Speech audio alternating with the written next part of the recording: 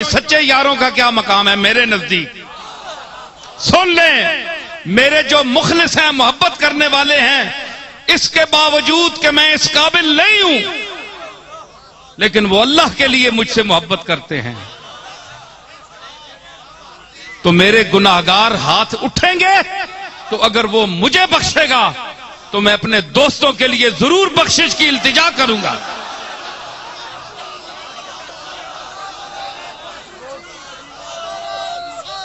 دعا کے سنیے، دعا کے قبول ہونے کے لیے غوث قطب ہونا ضروری نہیں ہوتا۔ اجیب دعوت الداعی اذا دعان، اس نے کہا عموم سے جب کوئی مجھے پکارتا ہے میں پکار کا جواب دیتا ہوں۔ غوث قطب اپنی غوثیت کے حوالے سے ہاتھ اٹھائیں گے، نصیر الدین اپنی گناہگاری کا ہاتھ اٹھائے گا،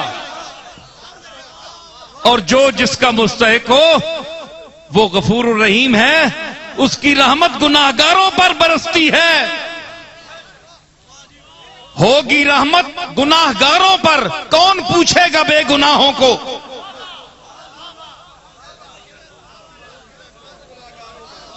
میں عرض کرتا ہوں، ان کی میں قدر کرتا ہوں، اور آج ماشاءاللہ جہاں جہاں میرے خطاب کی آواز جاتی ہے، میں یہ تو نہیں کہتا مجھے پیر بننے کا کوئی شوق نہیں ہے، میں اس کو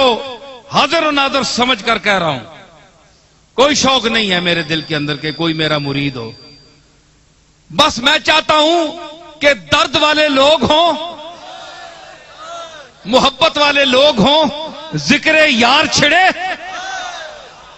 درد کی ہوک اٹھے اندر سے، اور میں درد لٹاتا پھروں اور اللہ مجھے درد عطا فرماتا جائے۔